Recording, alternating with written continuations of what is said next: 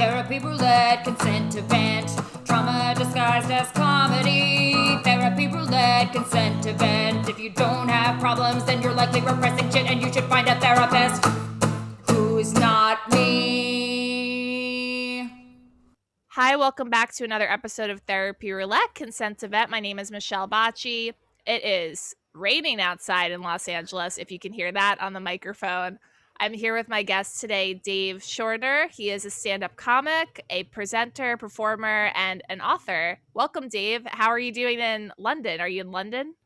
Very good, and it won't be any surprise to you that it is raining cats and dogs here as well. I think it's more noteworthy that it's raining where you are than it is where we're raining Yeah, here. I jumped out of my chair when the thunder went off. I'm not used to it. Do you like thunder? Do you get excited? I find it poetic and like beautiful. But in Los Angeles, it's scary because it's so abnormal. Wow, that's really it's terrible. When I was a kid, I remember we used to hop in the car and we used to drive around trying to chase getting in a metal box and trying to chase thunder is probably the worst idea in the world, but we used to do it. Does not sound safe. No. No. That's funny. Well, at least you're comfortable in the rain. I guess one of us is comfortable right now. Oh yeah, completely. I mean, this is why I don't understand why people will move to the UK. What have we got to offer? I mean, we've got worse weather. We've got, our biggest export's sarcasm, and I don't really know why anyone would move here. But then Sarcasm. You have soccer and culture. You know, there's a theater district. There was before COVID, and true. now it's just loads of empty halls, and I can't stand football or soccer. I can't stand it. I forgot it's football. Yeah, I lived in Norwich for 3 months, and it was like doom and gloom every day. But I felt smarter hanging out with British people. Do you? Is that true? You feel more intellectual when you? Yeah. I think it's like the dialect and also like, oh, I'm somewhere different, and America gets a rap for being pretty stupid. So I feel like any other country is a huge step up. That's just my own personal belief. I went to Italy before the pandemic last year, and it does I just think Italians can make anything sound amazing. They could be calling you the worst thing. They could be saying death to your grandmother, but just like it's great. Carry on, mate. Keep it coming. It's lovely. Yeah, it rolls off the tongue. Language and sound really can get away with a lot. Yes, hugely. Again, I think why the French get away with so much because they've got such a beautiful sounding language. Oh, it's great. I love French. Love a If French you want to accent. commit a crime, learn one of the Romance languages and you're fine. Go with that. Whereas my girlfriend's Northern Irish, and that is That's very guilty. punch to the ears. Yeah, exactly. Your instinct. You're a bad man. Yeah.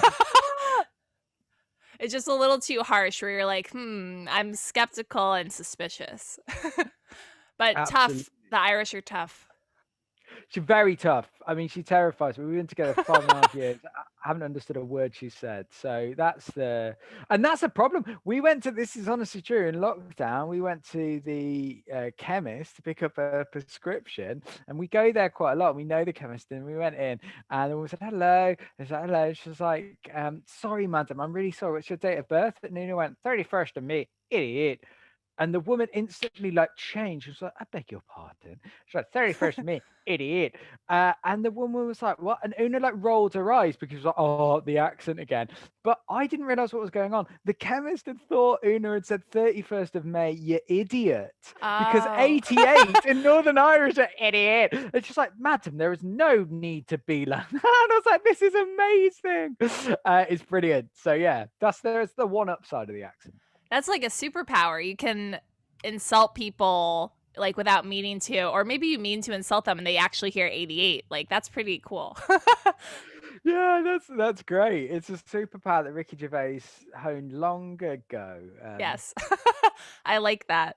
But I'm glad you are of UK descent and I can understand you pretty well. So thank you for your understandable accent. Let's talk about therapy. Are you in therapy? If you are, how's it going? Not anymore. Was for 2.5 years. Best experience. Okay. Well, I was going to say best experience of my life, but that, I mean, that really shames a lot of things that should be a lot further. The birth of my niece, meeting my girlfriend, no, sitting in a room for an hour a week. Mwah. So Maybe yeah, it but it like fleshes out, complements the best experience of your life. I love there you go. That's my get out of jail free card. Is it enhances everything. But yes, I was for 2.5 years. Tried loads of different things. It was great. Okay, cool. And are you recently out of therapy? Did you like cut it off because you felt good without it? How did you end it? Well, obviously being in the UK, so we got the NHS, and that's a thing, and it's not going very well. And we're kind of currently doing the essential national sort of whip round of like, if you've got a fiver, chuck it in for the doctors. So it's not going brilliantly. But I was very lucky to have it on the NHS for 2.5 years, and it got to a point where like my therapist was like, Dave, come on, mate. Like I think we've Your run our therapist kicked course. you out. It was like breaking up. It really was. So it was kind of like very odd experience, and that was probably about 4 years ago now.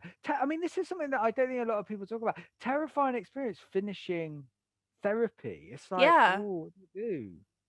I recently finished couples therapy with my boyfriend, and our therapist basically ended things during the session. She was like, "This will be your last session. You can call me for a one session touch up in the future, but no more of this regular stuff." And I was like, "Oh, okay. I guess we're How did done." he? How did he feel about that? My boyfriend was like, "Yeah, I think we're done with this. I think we've learned what we need to learn." And I was like, "No, I feel abandoned. I was not ready for this sudden like end." It's such an odd thing because I think you do build up that relationship so much, and I used to remember regularly thinking, well, I'm going to talk about this in therapy. It's Yeah. odd. It kind of gives you that future schedule. You're like, I could dissect this later. I'll do this Wednesday.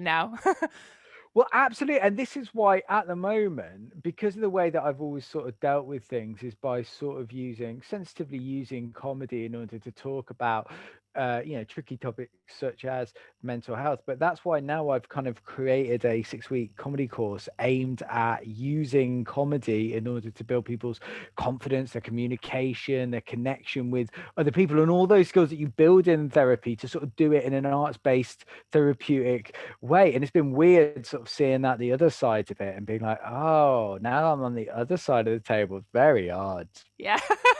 Where you have to like organize it all and make sense of it a little bit more. It makes me realize that a lot of the time, I reckon therapists, they have that thing about swans that they look really graceful, but their feet are flapping under. I bet a good 90% of the time, therapists are thinking, "Oh God, I was just thinking about what I need to order from Amazon. I haven't been listening at all. This is terrible." Yeah, I always wonder that too, because I think like even doing this podcast, I think like I'm pretending to be a therapist. I'm a pseudo therapist. And then if I was a real therapist, really trying to help people in crisis, that's a lot of pressure to put on yourself. And then you have to pay attention that whole session. Like you can't write down something on your shopping list. You're in it. And what happens if you get something like, I don't know if you ever get like an eyelid twitch, or if Hmm. you get like a really itchy bum? Like, you can't like, if someone's like halfway through saying, "Oh, I can't see any point in going on," you can't think, "Oh, I really need to scratch my bum right now." It's just so weird. Yeah, I guess you can, but it might affect your Yelp review. It might reflect poorly. Yeah, that's a very good point. Although in the virtual age, maybe it's easier for therapists to like chill out a little bit if they're doing Zoom sessions or virtual sessions. Well, I had a very interesting chat with a mate of mine the other day, and she said she prefers Zoom sessions. I said that's really odd because a lot of people I know don't. And she said, I find it mental that people would prefer in-person sessions. I said, why? And she said the reason that she realized over time was she can go plonk herself in a little room, she can have a little Zoom session, she can cry, she can scream, she can say whatever she wants, knowing that when she's finished, she just told her opens the door, makes a cup of tea with it. She was like, if I have to go to like a hospital or a office or something, I have to get back on the train. I have to get on the tube after. And I hadn't thought of that, of like Mhm. composing yourself afterwards. Yeah, like the whole commute aspect, like driving to the place or commuting to the place is a whole production. Yeah, I mean, that's the thing that I hadn't really even considered. I was like, oh yeah, good point. Yeah, I prefer the Zoom sessions myself. It just, one step easier. Mm, yeah. And also you can do it anyway. I'm not even wearing any trousers. It's great. Yeah, and I can't tell. Yeah, It's brilliant. perfect. How was your childhood? Brilliant. Loved it. Brilliant. Actually, that was one of the problems of actually my sort of mental illness. I lived in an episode of Community essentially. But I didn't realize this until later. The school I went to was the most underfunded school in Staffordshire, but the teaching was just amazing. They were all like newly qualified teachers who were working in this little village, and the kids in my year were brilliant. Put it this way, I was head boy or senior bumhead, as they like to call me, and because we were the most underfunded school in Staffordshire, well, I sort of did a little deal with the head of sixth form, and we had our own little sixth form room, and there's about 300 of us. And I said, look, Miss Gibbs, we all know budgets are really tight. Sixth form room is terrible. So how about this? Over the 6 weeks of my holidays, why don't you give me the keys to the sixth form room, and we will come in, we'll paint the sixth form room, we'll do it up, we'll decorate it, we'll do a whip round, we'll buy sofas, whatever. And she was like, all right, as long as I have to do bugger all, that's fine. So we put in sofas, we had a hi-fi system, there was indoor cricket. It was just amazing. And actually one of the many reasons that sort of sparked my eating disorder was I loved school, and I started getting this Mhm. girlfriend and everything was perfect. But when I was moving away to university, my happiness had a sell by date. They had a very definite date of like, well, actually, I'm going to leave my family, my friends, my girlfriend at that time, and that was like, oh my god, I just wanted to hold everything as it was because it was this cast of characters that were just brilliant. So I feel like it's called something different in the UK, but this is like high school you're talking about, right before you go off to university. Yes, I realized that I should have. So I was like 16, 17 at the time there. Mhm. And then you had it sounds like a popular school profile, like you had the girlfriend, you were in a play, you could tell your teacher what to do. So you were, like, living the life in high school. Oh, it was great. I mean, I was just a little weak, really. I mean, I honestly I attest this that I honestly don't think there was popular and unpopular. And I'm still, I'm 32 now, and I still meet up with loads of people from school, and they were brilliant. And I mean, again, some of the people that I was friends with. I mean, just such an incredible year. Like one of my friends now is the lead producer of our national news, age 32, which is like never happened before. One of my mates is a surgeon who subsequently I later lived with in London, and like in an intercalated, they call it over here. So basically, you go to a university as a secondment for 1 year. Genuinely, within a year at Imperial University, he found a groundbreaking thing, I don't really know, Mhm. about kidney cancer. I worked with one Wow. of I worked with one of the sort of top doctors in the UK to sort of change the way that we see oncology. I was just like, what? And then like, what's Dave doing? Oh, he's telling jokes and eating beans in his pants. Yeah, but you're, making people laugh, and you're, talking about a big mental health issue. You're talking about eating disorders, you're spreading awareness, and you're making it funny, which is super challenging. So tell us so you were saying like your childhood affected your eating disorder. How did that link together, you think? I think there's a number of different things. I think that yeah, I loved school and that was brilliant. And I think the eating disorder insidiously kind of crept in like a little mouse that was annoying, and it sort of kind of crept in because it started off as I weigh myself once a day, and then and that would be in the morning, and I weigh myself in the evening, see how much the weight fluctuated. And then because I lived in this little village, it was only half a mile home, and actually it was more exercise. So I'd nip home at lunch to weigh myself, and then actually I started creeping off school to weigh myself mid-afternoon to inspire me to eat less. And I was weighing myself, sort of 5, 6 times a day, but because it developed rather than began, it kind of became normal, and it became normal to have X amount of calories or do X amount of exercise each day. And I enjoyed it. This is one of the horrible truths. I'm not glorifying, condoning, or certainly not promoting eating disorders. But you know what? Over time, it was a little win. It didn't matter if Durham University didn't accept me or I didn't get an A on that paper. As long as I got down to X weight or eaten X calories, it felt like a little shortcut to feeling good. Yeah, like it was the thing you could control, you could obsess over, and you could do that if nothing else.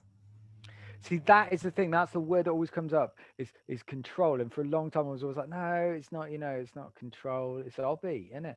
But I think you're absolutely right that in a weird way, it was about control, but it wasn't about control of like, right, just calories.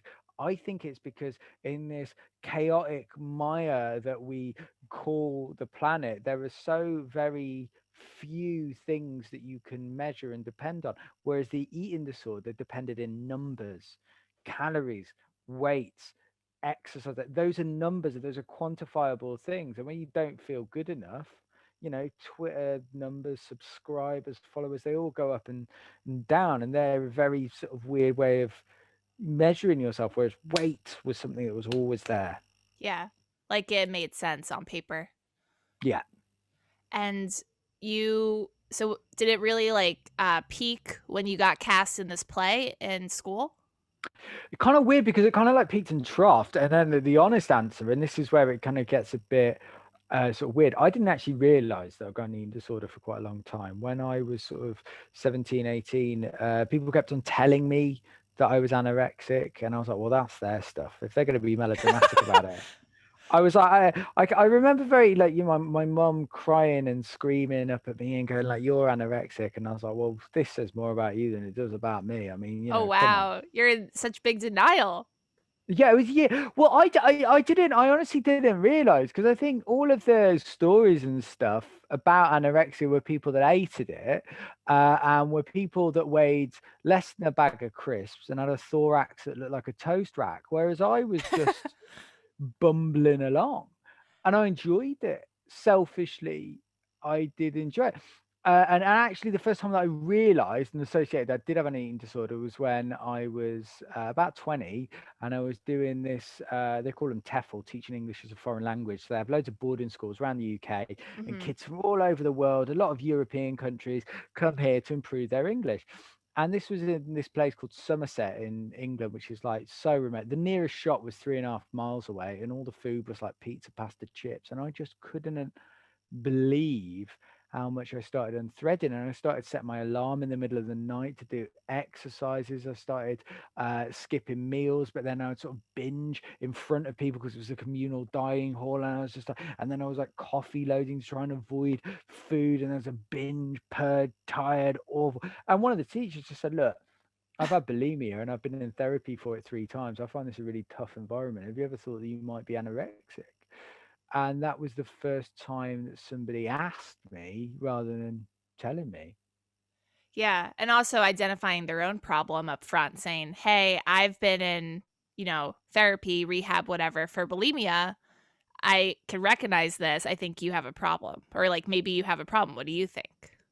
Yeah, completely. I think that sort of lived experience angle is really important because it's look, you're not, judging or, sort of holding back. I'm not poking fun. I get it for a certain direction that, you might be struggling. And I think that was really interesting. But I never did anything about it because I never felt anorexic enough. And there's certain things about eating disorders that we know that like 80% of people that have, for example, bulimia are a mid-range BMI.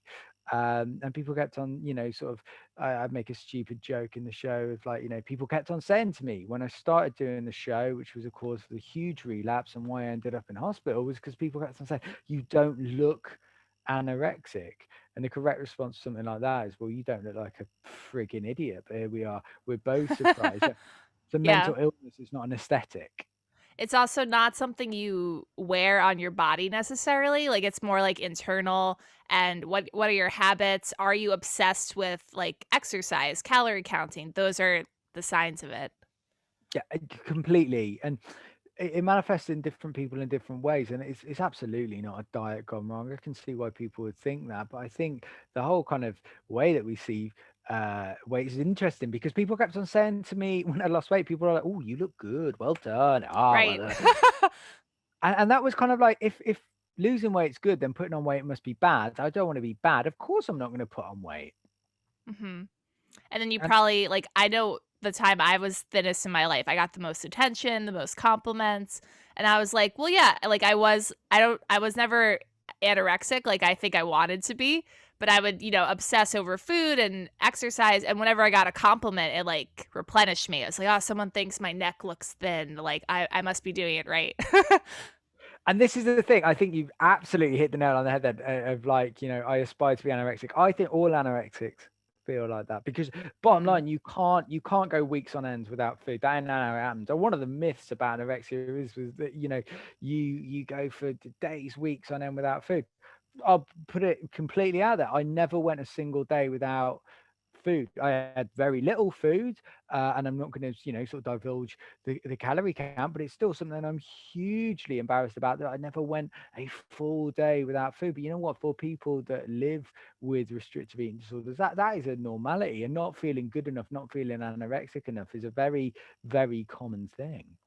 yeah, and also when you see these people you aspire to be, these like rail thin people, and then you put them on a pedestal and they also look so weak. Like I know the people I would look up to like, "Oh, they're so skinny. I wish I could be like her." They look like they can barely breathe or move because they look so thin and so skeleton like, and they're just surviving on like barely anything most likely. And also the elephant in the room is the old sexuality bit and, being sexy, feeling sexy. And the irony is, sort of like people who've got problems with their body issues, probably, you could probably look $1 million. A, you're not going to feel it, and B, is sexy time ain't going to happen. So Yeah. No, you're I gonna do, I, faint. You're gonna faint before you have sex. so it's a really odd dichotomy there of, sort of, there's people think that you want to do it to look sexy, but actually really not because sex is probably the last thing on your mind. Yeah, all you're thinking about is food and exercise. Like if you have that certain brand of eating disorder where you're like, once I eat, I have to plan my exercise routine. Then, after that, like I have to eat, but not too much. And you're constantly wrapped up in that thought cycle. You can't think of anything else. And that's one of the things that made recovery for me so hard was, again, not promoting eating disorders in any way, shape, or form. One of the things that I loved about being anorexic was it starved out emotions. It starved out things I didn't want to confront, i.e., my sex drive. Oh God, and having no sex drive is brilliant. I mean, you get so much more admin done, especially, being a bloke that's self-employed, so spends most of his day on his own with a laptop and Wi-Fi. I mean, Christ, when I had no sex drive, oh, my productivity through the roof, and I do miss that. And then when going back through You're answering therapy, all those emails and get right back to oh, everyone. it was brilliant. And I looked at advertising in a different way, like, different brands over here that, sort of, I mean, the weirdest one is chocolate adverts always have sexy women in them. Mm. And you just like look at them, you've never had a dairy milk in your life. What are you on about? You're And lying to me. it's just it's so and I hate it. I absolutely abhorred getting my sex drive back. It was terrifying. hmm Why do you think you enjoyed it so much, like this chase for perfection? It's a good question. I think it was, are we talking in terms of the eating disorder or the sex drive? Um, the eating disorder, like when you got all this compliments, this attention that was positive, like why did you keep seeking that out? I think what I did, in fairness, I didn't really seek out the physical compliments. Ironically, I think one of the reasons is I actually wanted to blend in rather than stand out. And I say that because I know I've painted this sort of milk and honey experience of school, but look, we weren't, not everyone. There were 300 kids in my year. Not all of them were angels. And I remember when we Right. did what we call PE, what you guys might call gym, like when you go outside and just Yeah. embarrass yourself. PE is the Uh, old school term. We call it gym, I guess. I just remember when we were getting changed, one of the kids getting, people used to say whale time and people would slap his stomach. And I remember that sent a very uh, sharp message to me as a sort of developing teenager of like, if you are fat, you will get ridiculed. And at that time, I was very, very fat. And I was like, I want to blend in. I want to be part of the furniture. I want to be, part of the wallpaper. I don't want that sort of negative attention. So for me, actually, the eating disorder was more about fitting in and trying to fit in with people, whereas I felt like a big fat sore thumb. Do you think you were just like fat by society standards, or were you fat like would a doctor say you were overweight? Oh God, yes. Okay. I mean, unfortunately, they'll never hear this, but my mom and dad had a very weird relationship with food, and um, It has to yeah, start somewhere, right? well, I mean, I didn't realize until, you get a fresh set of eyes on this, but, bringing my girlfriend back and she's like, Jesus, the amount of chocolates around. There's chocolates, there's sweets, there's sugary bits. There's not a single piece of fruit in sight. And food was my parents grew up off the back of rationing, off the back of World War II. So food equaled love, it equaled celebration. And then as society changed, food became much, much, much, much, much cheaper. So those things that mom and dad, when they grew up with, of meat, of chocolate, of expensive exotic things, those would be like, oh my God, we only have this at Christmas. Whereas they could have them, 7 days a week, 52 weeks a year. So it became a sort of thing that food was always around and always pushed. And yeah, I mean, yeah, people used to joke. I mean, I still meet up with one of my mates, ironically, as a doctor now, but he was used to draw me as a picture of a bloke with a little basketball body. That's the sort of level that we're talking of. Hmm. Yeah, I think food is like a symbol of affluence or maybe like generosity, like you're welcoming people into your home, stay a long time. So it has all these associations, and then it could end up harming you if you see it the wrong way. Oh, absolutely. And if that is the case, if, sort of food is used to sort of like, keep people, then Jesus, my mom was preparing for a nuclear winter. I mean, Yeah, she did Christ. not want you to leave. If the A bomb goes off, Jesus, you could live there for years. I mean, you go into that pantry and it was like Costco. Hmm. Were you like, did you have siblings or was it just you at home? So I have an older sister who's like 4 years older than me, and um, I suppose I don't want to like really talk too much about her because I suppose that's her sort of Oh, yeah. I was just split. wondering, like, is your mom preparing for other kids or is it just you? I mean, it was like I sort of make a joke of it, but it was like the feeding of the 5,000. You'd come out with just the amount and the amount of butter, and yeah, I mean, now that I sort of come out and like try to have a healthier relationship with food, and equally not blaming or shaming anyone, but you do kind of. I don't blame my parents in any way, shape, or form for my eating disorder. Nobody chooses to have a mental illness, but you do have a responsibility to get better, and I share that responsibility for a long, long time. And now I'm, because of all the stuff that I've had and been really lucky to have, I'm trying to pay that forward in order to help people find those communication tools in order to explain what's going on in the old brain box. Hmm. And sounds like your mom was like really trying to help you get better because she called you out for being anorexic and wanted you to get help. So she was clearly like trying to help you at some point. Definitely, and I also think there's like a developmental issue here. Mom was, she was the cook, and she always sort of feed and stuff. Um, and also, I sort of perhaps felt, perhaps rightly or wrongly, that perhaps at certain points, a little bit too much of a hand on the old tiller of my life, and I wanted to take control. And actually, by restricting the input that she gave, she was the feeder and I was the feedee. By actually cutting off that was taking control. So that on an insidious level is me sort of standing on my own firm feet. Yeah, that's some psychology coming at you. This is it. This is what I've been told, but I'm just a professional idiot. Yeah. It's tracks. I think it tracks. Do you want to talk about your, I don't know if it would be a rock bottom, but like the time you went to the hospital when you like uh had too much coffee? Oh, right. Well, the coffee thing was still when I was sort of developing. I suppose my actual rock bottom, and here's the thing, isn't it funny? Was actually when I started talking about my anorexia. I was very lucky that I sort of started doing this show about it, which is brilliant. It's nice, and I went up to the Edinburgh Fringe and got very Mm-hmm. nice reviews. And then I was very lucky, and I got an award at the Houses of Parliament, which was brilliant and amazing. And it kind of then went on tour.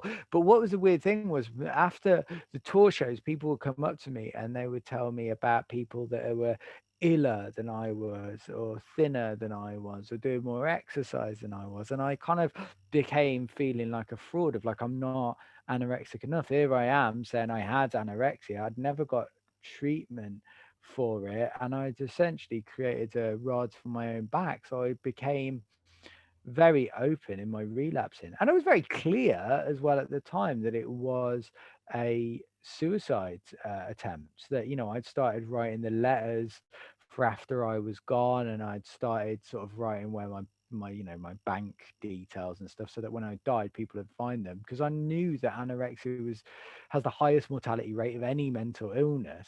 So I'd Mm-hmm. started to sort of speed that up. But the one thing that I didn't see coming was the depression, and it was that I went to the doctors for. That I was like, look, I constantly feel rubbish. I'm self-medicating with far too much drink, if you get what I mean. I've started taking other illicit substances, and then I got referred at the train. And without monologuing, the only reason that I didn't follow through with the plan was a really annoyed and frustrated nurse got to the end of a tether with me, and bless her, she went, look, bottom line, you wouldn't expect your laptop to work if you don't charge it. You can't expect your brain to release these feel good chemicals if you don't feed it. That's why you're depressed. And I was like, whoa. And to an idiot like me, that was like amazing. That's the analogy that resonated with you.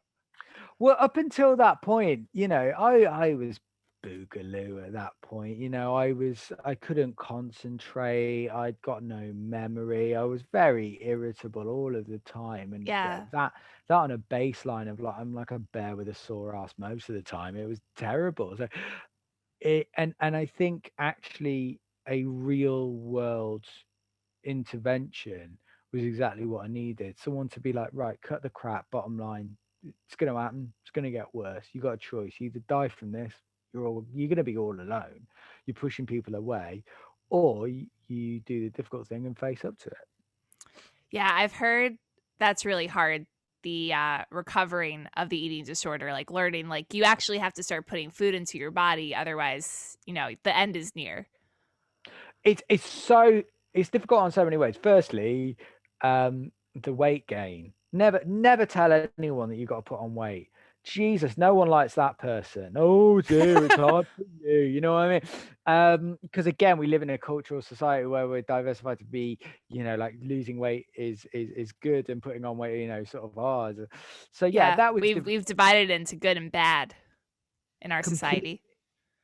And it's odd that like I didn't, everything from like I couldn't really work out when I was actually full or when I was really hungry, because I was so out of tune with my body, trying to get rid of all of those sort of safe foods. And then things like feeling warm again was so weird, because like Oh my my god.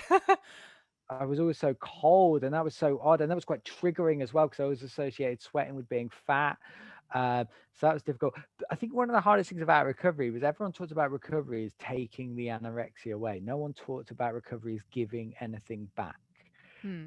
And so I was on a race to the bottom as I saw it. And it's only when I started to sort of reframe that for myself and say, you know what, instead of seeing this as like a losing battle, seeing this as gaining that attention span, gaining that sense of humor, gaining that, reclaiming that sexuality, that could be fun. And I just mucked about for a year. I never had a gap year, but I just dicked about all that year, and it was Yeah. brilliant.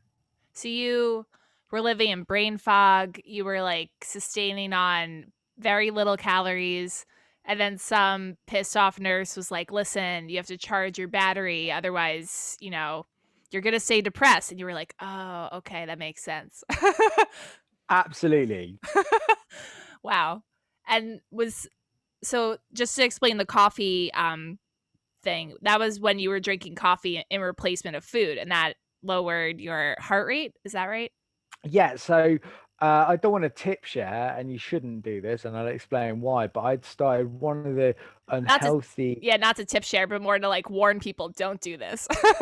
Yes, because one of the many things you can do, you start doing weird shit, and I started replacing food for coffee because coffee gives you energy, but it doesn't give you the calories of food if you drink, sort of black like oil coffee. And the problem is, what I didn't realize is that coffee can, in some people, reduce your pulse, and when you don't eat, because you've got none of that fuel in your body, that reduces your pulse too. And mine got down to about 40, it was 46 beats a minute, and I started getting heart palpitations, which is basically where your heart skips a beat and then the next one's bigger. And this just kept consistently happening. And the silly story that I tell in the show, which is true, but I ended up in A&E over this, and I ended up talking to this builder who'd like basically sawn off half his leg, and we got chatting, and after a while he said, anyway, you know why I'm here, why are you here? And there's nothing more embarrassing than looking at a bloke who's bleeding out of his lower body and you go, why am I here? Oh, too much coffee, mate. Right, you just look pretty trivial and like a bit of a dick, but it is true that You're both I in the kept hospital, on. like swapping your origin story. Some guy lost his leg, and you're like, I had too much caffeine. Just like step away from the Nescaf. But it is an odd sort of thing that, again, all of these signs and symptoms that you can easily miss of, yeah, like loads of coffee, things like I always point out, feeling too cold, chewing gum, anxiety, very rigid thinking of things being great or bad, mood swings, changes behavior, feeling and moving slower than usual. All of these little things can go so overlooked. But a really sort of, again, smoking, really common one. If you ever go to any Rexy conference, the fag breaks go on for God knows how long. Yeah, I mean, I've seen a lot of this, like, either in my own life or, like, witnessing other people, and it does resonate. What was your step to get better? When was, like where was there a moment where you were like, "I'm gonna start getting better by doing this?" See, that's a really interesting question because I know how resources are so stretched over here and how lucky and truly gifted I was to be able, not gifted, truly lucky, yeah, fortunate to get on to treatment. I was like, I either don't do this or I do this proper, and I did it properly. And I think I still remember my therapy used to be on one Thursday. And I still remember one Thursday in March back in 20, God, it's got to be like 2015, 14, 15, of like stepping outside and for the first time being like, Jesus, I feel like the old Dave. I feel like the pre-anorexic school days Dave that was actually more worried out about, going and kegging John O'Parkinson or, mucking about playing football. And that I think was my first, and it was a huge push to keep me going of being like, I feel silly. And I think we talk so much about mental illness that we actually really overlook mental health and good mental health. And I think a huge motivator is to say to someone, what's good mental health for you? And in that moment, if that little window day, the good mental health for me was feeling like a kid again in a brilliant, stupid, silly way. Mhm. Like, you're able to think about other stuff besides food and exercise. Yeah, and like life was exciting rather than intimidating, and things were funny. One of the brilliant guys at school, and I just he was a walking, talking, real life idiot, and his name was Dom, and we grew up when Jackass was still around quite a Yeah. lot, and Dom used to do ridiculous stuff, and it didn't matter to Dom if it went right or wrong. It was a story, it was an adventure. And I was always really envious of that. And I remember thinking as I just stepped out of therapy that, yeah, I think Dom had got it right all along. Actually, it doesn't matter about your bank balance or the numbers on your scale. It is an adventure to actually genuinely, truly feel that. And equally as well, to give lip service to the fact that, like, I'm not saying that I've been, shitting happiness ever since, and that, every day it's like, I've never heard that phrase before. it's not like I'm walking on sunshine every Yeah. single day. Obviously, there's tough days and stuff, but I think it's really important to celebrate those little wins wherever they come. So it sounds like therapy was a big asset in your recovery. Therapy was the groundwork, the bedrock, the most important thing, and it was useful for a number of different reasons. One is to have a professional that could guide that conversation into right, okay, now you're just listing foods, this an handful, like let's just steer this back to something a bit more constructive. So to have someone to steer that, to have someone to give their insight as well was really, really useful. And also, I'm just going to say it won't make me popular and people don't like it. To have someone to believe me, to have Yeah. someone to say, you know what, I do think you have anorexia. I don't think you're making this up. And someone on your side too, someone who's not trying to blame you for anything. Yes, I think that was great and invaluable and brilliant. And I was just so lucky that therapist that I got was a right old laugh, and she was brilliant. And we had some genuinely I had so much great time. And I look forward to it because I don't know what it's like in the States, but in the UK, therapy. Whenever I say I love it, people are like, "Are you all right, mate?" It's seen as something that you're either meant to dread or you're meant to be down and out. But I was like, look, I'm like a dog with two dicks here. This is brilliant. Yeah, that's so funny. I think it really is heavily stigmatized in America. It's only because I live in Los Angeles now. I feel like it's so prevalent in Los Angeles because we're all woo woo and like celebrity culture. It's a different world here. But like I came from New York, and even in New York, it felt much more difficult to talk about. See, that is interesting, and this is what gets me as well, especially in our school system that we have physical education, as mentioned earlier on, but we don't have mental education. And actually, I think that kind of is making a lot of problems further down the tracks of, the thing that everyone always says about mental health is, just talk to someone. And that's lovely and that's all well and good. But what happens if you don't have the words?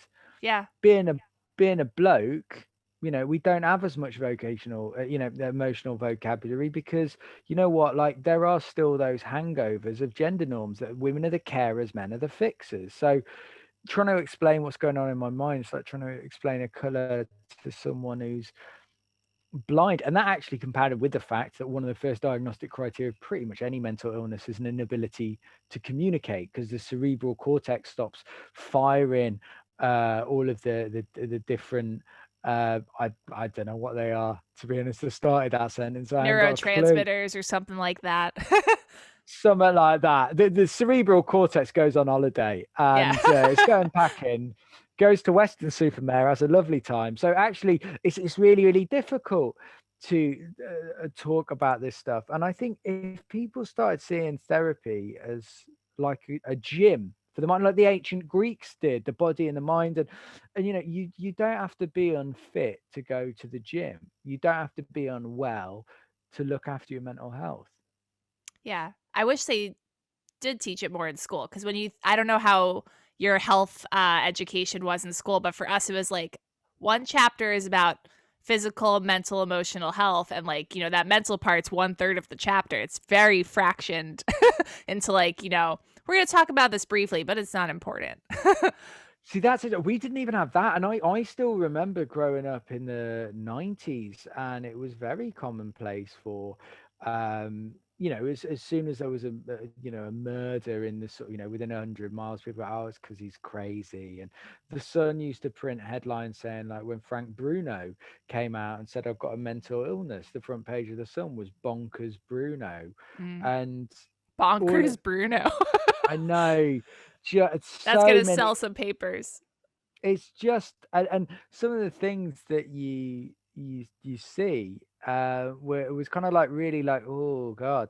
Um, but I think we're getting, I couldn't, we've never been better at mental health in the history of the world. How exciting is that? And despite all of the despair and the downness and the worry and the woe, I think the fact that we've never been better at mental health is such an incredible thing. And I'm not saying the race has won. I'm not saying, right, let's give up, it's all equal, because I know that's not the case. But I just think it's also, credit where credit's due, and we are getting better. Yeah, we're I think vastly improving from like what I felt as a kid or a teenager. What I felt 5 years ago feels a lot easier now. So we are on some trajectory upward. Yeah. And then talking about it more will help, telling people therapy helps, talk to someone and not telling people they're crazy is a good way forward. What is this standing on the shoulders of giants thing, isn't it? Of like, you hear someone talking about something, like, oh, I like that bit, I like that bit, that's a good idea, that's a good idea. And then you start saying that, someone else hears them and like, well, I like that bit, I like that bit. And it just kind of, boats rise with the tide. And I kind of feel that everyone's sort of doing that with mental health, that actually, sort of by working collaboratively rather than competitively, hopefully it helps other people, and again changes that tone. And I think that's one of the biggest problems we've got with mental health at the moment, is doing stuff in schools now. I go into schools and I sort of say, oh, we're going to talk about mental health, and people are like, oh Jesus, not another sob story. Yeah. They're instantly ready for doom and gloom, whereas actually that's only half of the story. So why are we only telling half a story? Yeah, to me, I always was drawn to psychology because it's so fascinating. Like, it seems like endless stuff you could learn about the mind, but you have to put that in your head. Like, no, this is actually interesting. We could learn from this. It's not something to make bad or criticize. Oh, absolutely. But what we are on criticizing, some psychologists are mental. Like I've started. Well, everyone's I mean, human. yeah, but I mean, people talk about, like, this is what really gets me. You can't really talk about mental health without talking about the hierarchy of needs, and that was come up with by Maslow, and it's also the bottom, and then as you go up the pyramid, Maslow married his cousin. So let's just back off taking too much advice from a man who's probably got kids with 7 fingers and toes. So we know how he sped up that route to self-actualization by by marrying his cousin. I'll have to look that up. This is, and like, well, yeah, like, and you talk about self-actualization, like a Jungian idea. Like Jung and Freud were really good friends, and I mean, subsequently, there's a brilliant story that when they first met in Vienna, they chatted for 13 hours non-stop. What a fucking nightmare! I, I can't. I've never had a conversation that's gone on longer than an actual day. Like I can't. They must have been a nightmare, and then had this huge, catastrophic falling out, and I was just like, it's just mental but brilliant at the same time. That's funny. Well, we didn't have texting back then, so maybe they just had to get it out. Yes, yeah, I like that idea. um, what inspired you to like present all this through stand-up comedy? Did you always want to perform? I think I've always loved comedy, and I started loving comedy when I went away to what we call university. So Yes. is that grad school? It's college, I think. College. There Yeah. you go. There was this little comedy club, and I used to go every 2 weeks because that's when it was, and I loved it, and it was amazing. And I started bringing more and more people, and I think I love so many things about it. One of it was the community aspect. I genuinely am quite an introvert, and Mm. people go, "Oh, that's because you're such a loudmouth." If I was comfortable being with other people, I would just sit and listen. And I think that's so common for so many introverts that, kind of like, I have to say something. I was actually just going to a club, having a couple of pints, sitting with your mates in the breaks. Oh, wasn't that great? Oh, I really like that. So there was that sort of bit, but also I really liked how all of the comics were losers and freaks, and they celebrated up comedy. When was the last time you heard a comedian talking about having too much money or being too successful or having too many partners. Apart from Russell Brand, there aren't any that kind of do that. And I loved that they took really dark things like loneliness and being too poor or being a freak or commonly things like being camp or gay or trans, and celebrated it and explained it. And so I started doing stand up when I was there. So I was sort of started when I was about sort of 20, 21, and then at 24 I moved to London and went full time in stand up. And it just naturally came to me to sort of comedy was my way of sort of making sense of the world, because the thing that I love about humor is it can be your foil. You can say anything, no matter how dark, no matter how divisive, no matter how deep. As long as you can make someone laugh at an end, you can get away with blue murder. And I thought that was incredible. But it can also be used for good as well. And I think that's really important. Yeah, I see similar things for me pursuing stand up. It's a way for like my introvert to talk about myself. It's like this is my time to do something. I don't want to listen all the time. Complete and actually Freud did sort of there's loads of like reasons where different theories of humor, and Freud was one of the proponents of the what they call the incongruity theory, and he reckons that the only reason that we laugh is because of incongruousness. So you put something in a different context or a different uh place, which is a very sort of nice idea. It's not the only theory out there. You've got the release theory of humor, which like Schopenhauer did loads with. They're basically like humor laughing is just like bursting a balloon. You're like, oh, thank God they were talking about something else. There's loads of Yeah. different things, and I find that sort of element of it really interesting as well. But yeah, I completely agree that I think that comedy as a communal thing is beautiful, and also is one of those communal things. I genuinely say that one of my favorite things in life. I know that I'm comfortable with someone when I'm in the car and we stop chatting and it ain't awkward. I love that. I love a non-awkward sit and Yeah. just staring out the window. And to me that's what being in a comedy club is. Surrounded by people, but you know what? You're told off if you chat. Be Mhm. quiet, enjoy it, have a laugh. Yeah, trust that whoever's getting the stage time is worth the quiet and the attention. Definitely. That's so nice. And then I think humor is a great way to bring up mental health conversation, to bring up anorexia. I feel like in your TED talk, it's very funny and you do a good job of like, here's something about my eating disorder, here's a joke, and you break the tension pretty often, which is great.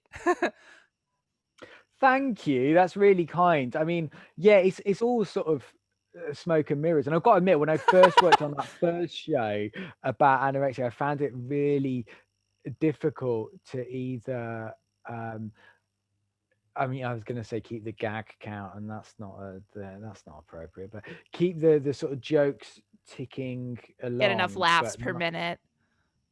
but without the detriment of pardon me, of truth. So Mhm. yeah, it was difficult to do that, and it's weird, to sort of find that balance. Especially sometimes one of the things that I found about talking about things, especially like eating disorders, is sometimes people can come to you with real aggression because you think that you are going to be mocking. But my kind of aspect is, humor shouldn't be used to belittle or demean anyone. It should actually be used to sort of celebrate everyone. Yeah. Maybe, to make it more educational or just make it more normalized. It's the old BBC thing: entertain, educate, and engage. Yeah. I just wish they'd give me more work, to be honest, but there we go. That's funny. I want to spin our roulette wheel and give you a random question to go off of. I love this. Make it a game show, right? I'll give you a spin and I'll tell you where it lands.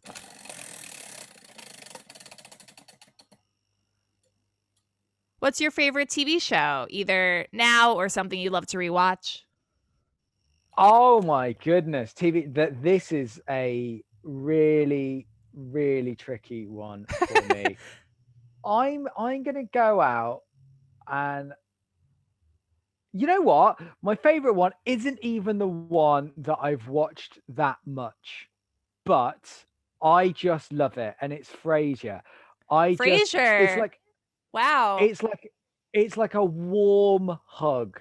Over here, it was always played about 10:30 in the daytime. You'd only watch it if you're on holiday, and it's always on. And they're bringing a new series. And I'm not even like a huge Frasier fan, but I'd say as a TV series, as a feeling, as a being a part of something, and a like, it's brilliant. I think it ticks all the boxes what a TV show should be. It doesn't stop you talking, doesn't stop. You can watch it in the background. That's all right. I just think it's perfect as a TV show.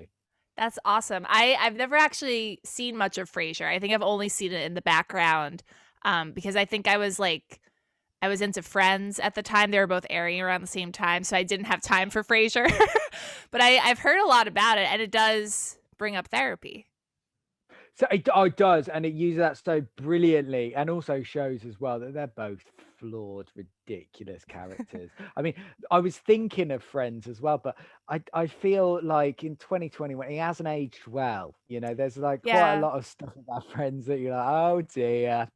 Yeah, it's still I know I've seen all of Friends, so I know it, but I feel like it's funny, but it didn't stick as like a show I want to remember forever. It's not like my favorite show. So It's not. If Frasier. you'd have asked me, if you'd have asked me what film, bam, without a doubt, Mrs. Doubtfire. That is unequivocally the best film. I mean, like scientists are going to dig it up and go, what were they messing about with? So you Cinema's think been Mrs. finished. Doubtfire holds up? Bam. Well, yeah. I mean, people are pointing out it's a little bit transphobic and blah blah blah. But I just think, as I love it for so many reasons, and that's a whole different podcast. But one of the things that I do genuinely love about it is at the ending, it's not a happy ending, but it's Mm, a real world. Michael and Miranda don't get back sorry, Daniel and Miranda, the two sort of people, they don't get back together. Spoiler alert for anyone, by the way.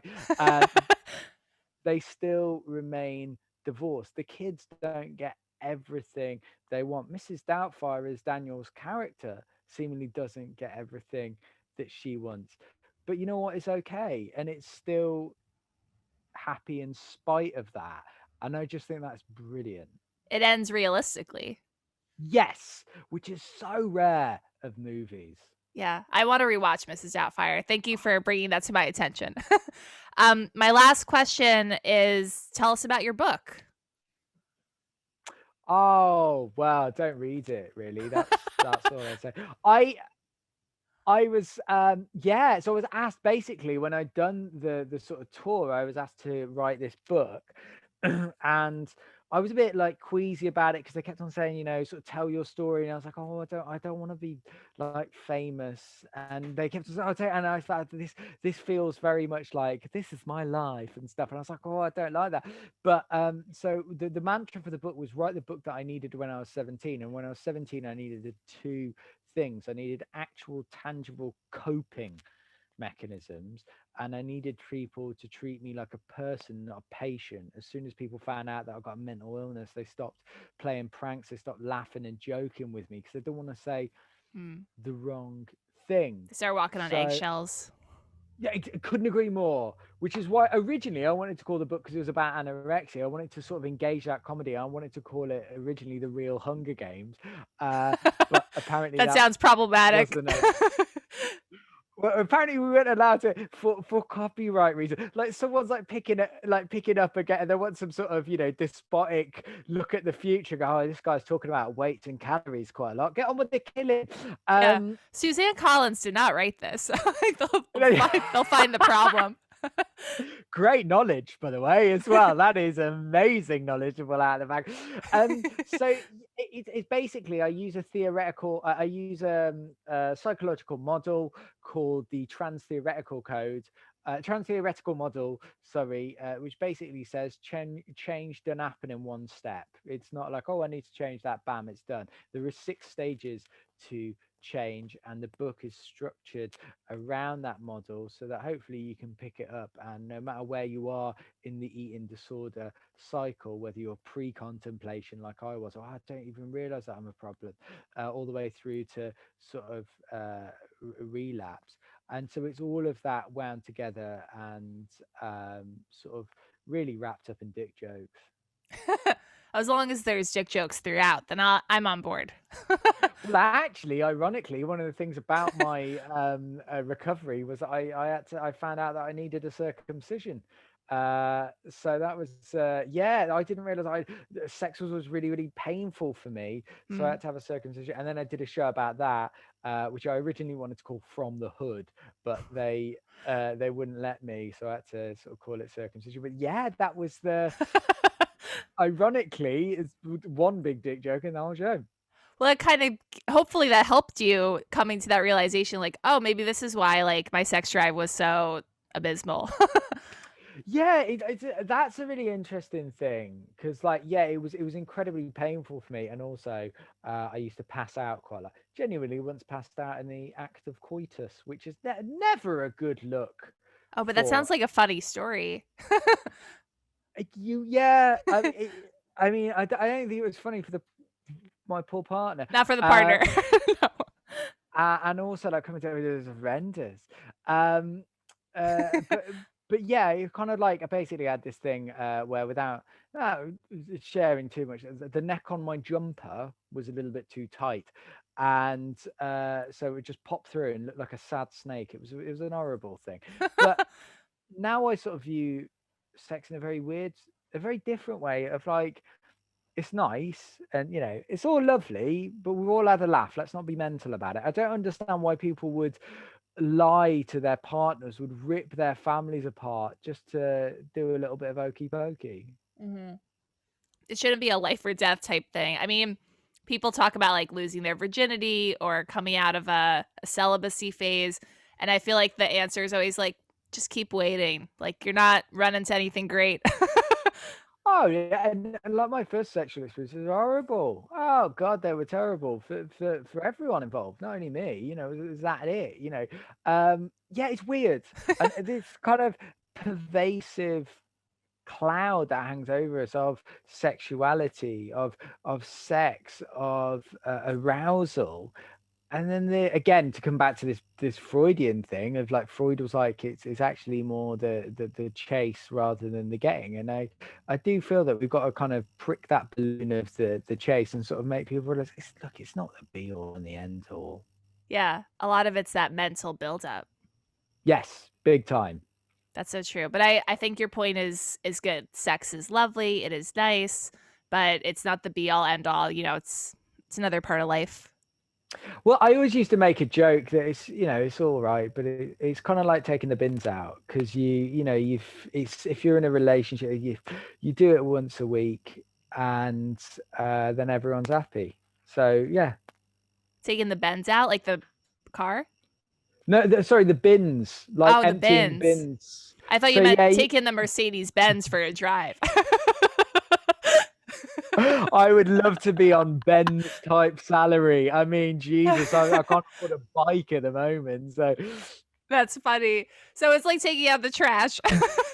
Yeah, that's it. I should have said that. Taking out the That's trash. funny. I hope that's a low estimate analogy, and we'll sell some more of your books. Maybe you go back on tour once the pandemic ends, and then you'll get that Mercedes Benz. That would be great. That's so funny. Well, Dave, thank you so much for talking to me. Tell us where to find you and where people can follow you. Bless you. If any of this has made you want to follow me, I think I'd take a long, hard look at yourself in the mirror and ask why. But my website is davechawner.co.uk. I'm on Twitter at Dave Chawner, so that's CHAWNER. And there's also, new excitingly, comedyforcoping.com if you want to have a little look at that. But thank you very much, Michele. Thank you so much. I hope to talk soon. Yeah, definitely.